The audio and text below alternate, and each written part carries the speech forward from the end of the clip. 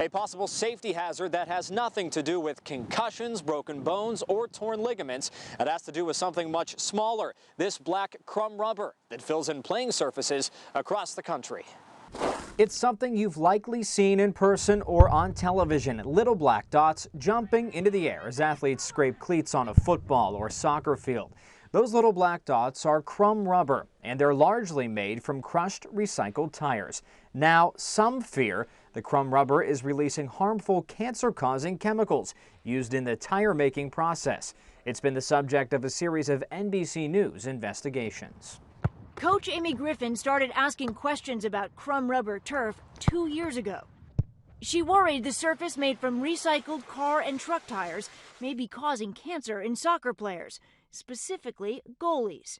Now, with a growing number of players with cancer, the issue has Ohio lawmakers joining others, advocating for further research. It's important when you see reports like that, if they reach if they're on the national media like that and they have some credibility, as this story seemed to, that we owe it to parents. I think as a parent, every parent has a reasonable expectation when they send their kids to school to participate in sporting activities like this, whether it's high school, college, wherever it's at, that they are playing on surfaces that are healthy. Robert Thomas is the president of ProGrass, a synthetic turf company based in Pittsburgh. They've laid the turf on several Ohio Valley fields, including Jimmy Carey Stadium. There is no evidence that suggests that crumb rubber causes cancer.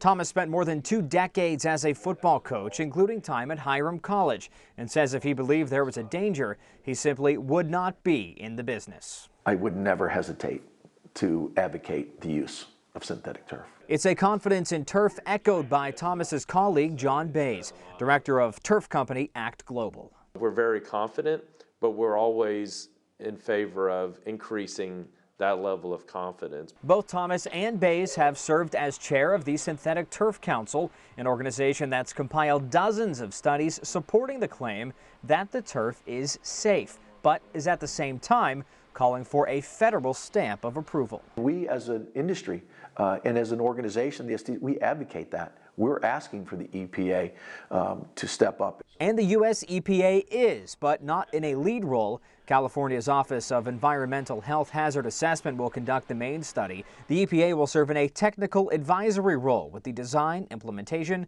and interpretation of the studies. And the agency says it continues to be involved in discussions around this issue. For Thomas, it's a good start. It's good to see that the EPA is going to take that initiative. In the meantime, athletic officials say they have no problem with kids playing on these surfaces and no problem recommending the surface to any schools who want to make the change from grass. If they ask my opinion, I'd certainly... Bernie Dolan is the assistant director for the West Virginia Secondary Schools Activity Commission. He says he's read the research and is comfortable with the playing surface at the moment. We're really not concerned, but we certainly are watching the reports as new scientific studies come out. We do read them and monitor those, yes. And just days ago, Congress took action. The House Commerce Committee sent a letter to the EPA asking for answers to 10 specific questions. One of them being, is the incidence of cancer higher for persons who play on fields treated with crumb rubber than the general population? You can find the rest of the questions on our website, WTOV9.com. There, you'll also find links to the original NBC News investigation. For now, with the News 9 special assignment, I'm Rich Pierce.